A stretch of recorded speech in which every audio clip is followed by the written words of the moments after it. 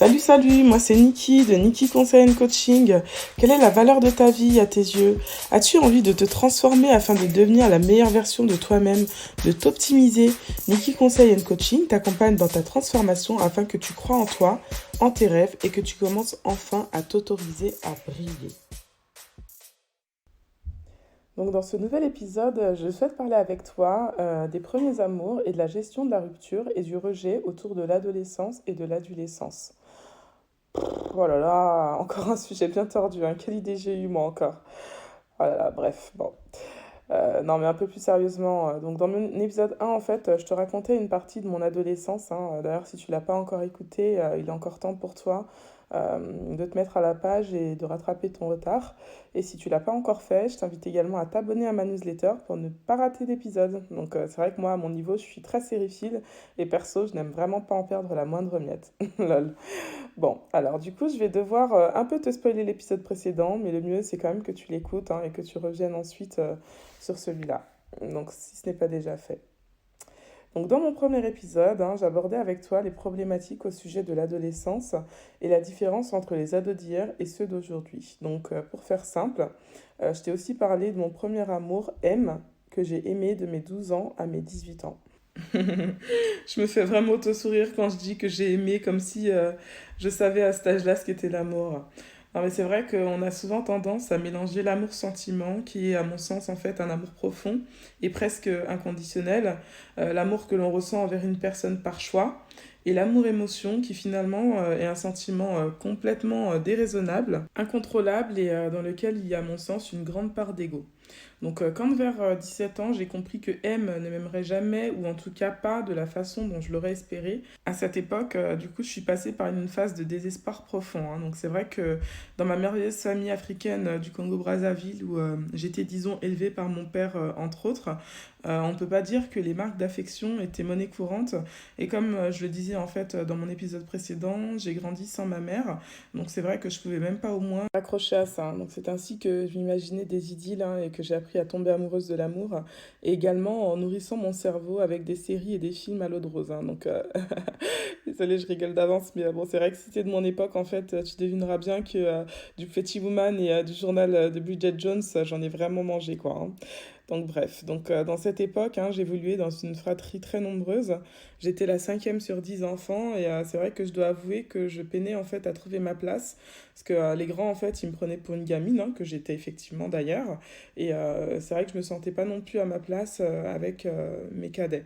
Donc ça, tout ça, ça m'a poussé en fait à évoluer dans une certaine solitude et à rêver. Donc à rêver à l'ère des merveilleux films Disney, hein, qu'un jour mon prince viendra. Bon, désolé pour ma fausse voix. Mais ce qu'il y a de sûr, c'est que j'ai toujours voulu faire le bien autour de moi, hein. C'était extrêmement important pour moi. Et j'étais serviable et bienveillante, hein, mais comme je l'ai déjà dit en fait dans mon autre épisode, j'avais tout de même beaucoup de répartie. Et du coup, c'est donc dans ce contexte, en fait, hein, qu'en comprenant que M ne sera jamais mon premier petit copain, que j'ai décidé d'aimer quelqu'un d'autre. Donc voilà. Je savais pas encore sur qui j'allais jeter mon dévolu hein, pour ne plus penser à lui, jusqu'au jour où je me suis surprise, en fait, à regarder ce jeune homme du haut de ma fenêtre du 6e étage à Vitry-sur-Seine, hein, telle une réponse africaine qui rêvait de son prince charmant. Donc c'est vrai qu'il était effectivement très charmant à mon sens, hein, mais il tenait bien plus du crapaud que du prince, hein, avec du recul. MDR. Mais bon, bref, je vais pas en dire trop hein, pour ne pas le démasquer ici, mais du haut de mes 18 ans, j'étais honnêtement bien naïve hein, quand j'ai décidé de jeter mon dévolu sur ce jeune homme, en fait, dont je ne citerai pas non plus la première lettre, hein, parce que ce serait trop facile à deviner.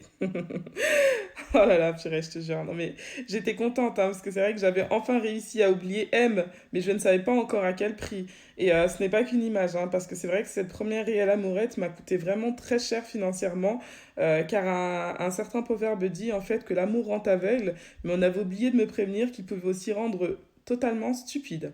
Donc d'ailleurs avec le temps, j'ai beaucoup mieux compris le proverbe qui dit mariage plus vieux, mariage heureux, car c'est vrai que quand on est jeune, en fait, on croit tout savoir, surtout, on n'écoute pas les conseils de nos sages aînés, à nos propres dépens malheureusement. Bref. Donc je te raconterai les détails de cette relation quand je te parlerai de la perversion narcissique, mais ici c'est vrai que je souhaite te parler du rejet, de la rupture. et du cœur brisé et écrasé qui vient avec, hein. Donc, je sais pas quel âge tu as, ni si tu as déjà eu le cœur brisé, mais en tous les cas, ça fait déjà mal une rupture. Mais en plus, quand tu as été prise pour une saucisse, c'est d'autant plus compliqué à gérer. Donc, pourquoi l'homme, avec un grand H, hein, c'est-à-dire homme et femme confondus, persiste à s'exposer à une telle souffrance? Bref, c'est la vie, hein, après tout. Qu'est-ce que tu veux? En tous les cas, hein, heureusement que j'en suis revenue et que toutes ces histoires m'ont forgé, m'ont servi d'expérience et me permettent aujourd'hui d'avoir une autre approche face à ces situations. Donc pourquoi est-ce que je te parle de tout ça aujourd'hui? En fait, c'est tout simplement parce que de nos jours, en fait, nous ne savons pas nous préserver de la souffrance. Nous exposons nos cœurs, en fait, en accordant notre confiance à n'importe qui, en nous berçant d'illusions, disant on verra bien, hein, où ça va nous mener cette histoire. Et bien souvent, malheureusement, ça nous mène au casse-pipe. Donc c'est vrai que j'ai trop de personnes de mon entourage, hein, qui se sont mis et même engagées avec des personnes qu'elles ne méritaient pas. Et j'en ai d'ailleurs moi-même fait partie, hein, qui souffrent et qui ont eu le cœur brisé avec des enfants au milieu, qui auraient bien besoin d'un père et d'une mère pour grandir dans des conditions optimales. Donc le but ici, en fait, c'est pas du tout de blâmer qui que ce soit, hein, car des mauvais choix, en fait, on en fait tous. Mais le but, c'est vraiment de faire une vraie remise en question sur nos choix. Donc quand on s'engage dans une relation amoureuse, quel est le but? Quelle est la finalité? Donc, est-ce qu'il y a un moyen, en fait, de s'épargner une souffrance, hein, en ne faisant pas l'impasse sur nos valeurs et sur nos attentes? Donc, c'est vrai que j'ai initialement prévu, en fait, de te parler de la gestion de la rupture autour de l'adolescence et de l'adolescence. Je te mettrai en commentaire la définition d'adolescence si jamais ce mot ne te parle pas. Mais finalement, est-elle plus facile à gérer quand on est plus adulte et qu'on a déjà un, deux enfants ou même plus? Donc en tout cas, si tu as vécu ou si tu vis une rupture dont tu n'arrives pas à te remettre, tu te sens peut-être rejeté, pose-toi les bonnes questions. Donc cette relation était-elle vraiment pour ton équilibre psychique, psychologique, mental et spirituel? Ou te causait-elle des headaches? Donc headaches, tout simplement des énormes maux de crâne, quoi. Donc c'est vrai que cette relation était-elle vraiment saine pour toi ou était-elle plutôt toxique? Dans ce couple, étiez-vous égaux ou y avait-il de l'injustice? Après avoir répondu à ces questions, demande-toi s'il n'y avait pas des signes avant-coureurs qui mettaient en fait tes signaux en alerte, hein, te prévenant d'un éventuel danger. Donc c'est vrai que la rupture, c'est un moment extrêmement difficile au cours duquel on peut se sentir glissé, se sentir mal, se sentir moche. On a même tendance à écouter en fait de la musique mélancolique, hein. D'ailleurs, en parlant de musique, je me rappelle en fait d'une chanson à l'époque. Désolée, je suis morte de rire parce que quand j'y pense, c'est vraiment un peu chaud. Donc c'est une musique que j'écoutais en boucle en plus, hein, franchement. Et c'est vrai que je comprends vraiment mieux pourquoi mon généraliste, il a voulu me mettre sous antidépresseur en fait. Non mais waouh, quelle époque, hein. Donc en fait, cette chanson, elle disait quoi? Désolée encore pour ma voix, mais bon, franchement, je sais pas si tu la connais, mais en fait, cette chanson, elle disait: je crois que je vais tout plaquer, je me sens attirée par le vide, je m'accroche pour pas craquer, oh, je suis comme écorchée vive. Je crois que je vais tout plaquer. Je me sens attirée par le vide. Je m'accroche pour pas craquer. Oh, je suis comme écorchée vive. Bref, donc tu vois, t'écoutes ce genre de chanson en boucle alors que t'es déjà en rupture, t'as le cœur brisé. Comment ne pas te faire aspirer par des pensées ultra négatives, quoi? Non mais franchement. Donc bref, hein, donc disons qu'à l'époque, en fait, je me rendais vraiment pas bien compte que le négatif appelle le négatif et que le positif appelle assurément le positif. D'ailleurs, c'est mathématique, hein, 1 plus un est égal à 2, moins un est égal à moins 2. Donc voilà.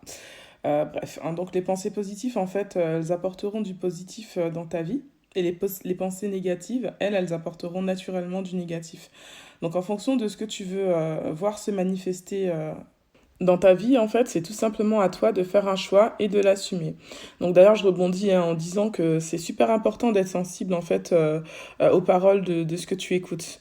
Parce qu'en fait, c'est vrai que ces paroles, elles vibrent en fait dans ton cœur et elles y sèment une graine afin de par la suite porter un certain fruit. Donc moi, c'est vrai que je me souviens, quand j'étais plus jeune, en fait, j'avais souvent tendance à dire que mon oreille n'était pas une poubelle. Donc en fonction de de ce à quoi tu exposes ton oreille, ça sera comme en fait des graines qui par la suite vont manifester un fruit. Donc quel fruit, toi, tu veux voir se manifester dans ta vie?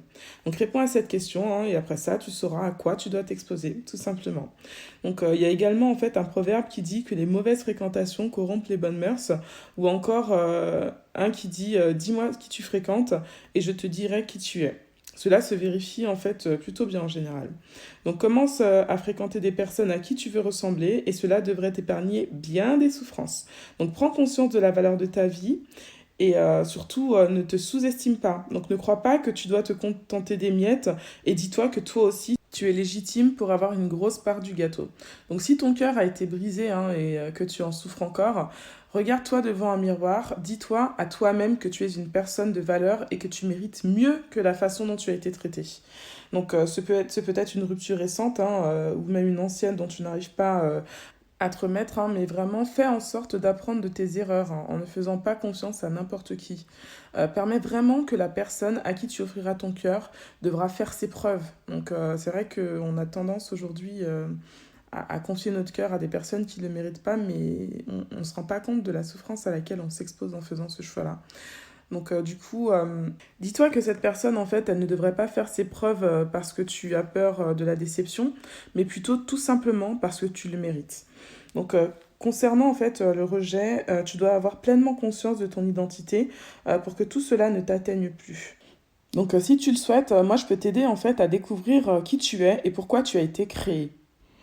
Alors je reviens sur ma petite histoire là. Donc je sais pas si quand j'étais jeune j'avais une tête de poire, mais vraiment je me rappelle que mes 2 premières ruptures elles m'ont vraiment fait sacrément mal. Donc mon premier il a jamais officiellement reconnu que nous nous fréquentions alors que ça a quand même duré 2 ans. Donc peut-être était-ce pour s'autoriser à fréquenter d'autres filles, je sais pas. Et mon second, du moins, je sais pas, j'en ai peut-être une petite idée. Et mon second, en fait, il m'a quitté du jour au lendemain en me promettant monts et merveilles alors que j'avais 23 ans. Donc ils ont réussi en fait à me faire douter de mon identité et à ne plus savoir qui j'étais. Donc à douter de la femme que j'étais et du type d'homme que je méritais. Donc après ça, c'est vrai que j'ai rabaissé mon niveau d'exigence, ce qui m'a fait accepter des choses que je ne méritais vraiment pas. Donc je ne savais plus qui j'étais et ni ce que je valais d'ailleurs. Et du coup, en fait, ça m'a tout simplement exposée à d'autant plus de souffrance.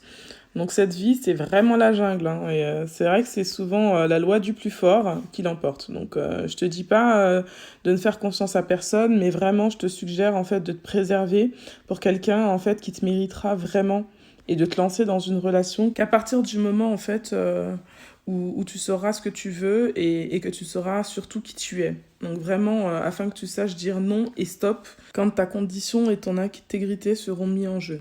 Donc après être passée par le feu, je me suis vraiment forgée, j'ai fait un bilan de ce que je voulais, mais surtout de ce que je ne voulais surtout pas. Et c'est vrai que j'ai pas eu honte ni peur quand j'ai rencontré mon mari, en fait, de lui faire clairement part de mes besoins, de mes attentes et de lui dire en fait que s'il ne se sentait pas capable de me rendre heureuse parce que j'étais trop exigeante, en fait, qu'il devait tout simplement passer son chemin. Donc aujourd'hui, je suis avec un homme formidable qui prend soin de moi, de nos enfants et qui me traite vraiment comme je le mérite. Donc, c'est-à-dire avec respect, amour et bienveillance. Donc, je suis vraiment reconnaissante pour tout ça. Mais si j'en suis là, c'est aussi parce que j'ai fait en sorte de me chercher et de me trouver avant de m'engager en fait dans cette relation afin de ne pas m'exposer à davantage de souffrances que je n'en avais déjà vécu en fait. Donc c'est vrai que j'ai aussi pris le temps de savoir qui j'étais et où je voulais aller. J'ai refusé de me lancer corps et âme dans cette relation sans savoir où je voulais aller. Donc de ton côté en fait, sonde ton cœur, lis en toi, sois en quête absolue de la vérité et surtout préserve-toi en ne faisant pas confiance à n'importe qui. Donc maintenant, en fait, je vais t'inviter à passer à l'action. Donc moi, je t'ouvre mon cœur et c'est vrai que je te livre vraiment mes secrets les plus intimes. Donc j'attends une chose de ta part en retour. Donc assume d'écouter mon podcast. Et si cet épisode t'a plu, donc tu peux t'abonner à ma newsletter et tu peux aussi la partager sur les réseaux. Donc tu peux aussi choisir de continuer de mener ta vie avec l'épée de Damoclès de la peur qui contrôle ta vie, donc de la peur du jugement, ou du qu'en dira-t-on, mais dompter ces peurs, finalement, c'est reprendre le contrôle de ta vie. Donc le petit passage à l'action que je t'invite à faire, c'est liker, t'abonner et partager. Donc comme d'habitude, ce fut un réel plaisir pour moi en fait de partager tout ça avec toi, et je te dis au plaisir et à bientôt, donc la suite au prochain épisode. Prépare-toi à renouveler ton système de pensée et surtout, n'oublie pas de briller.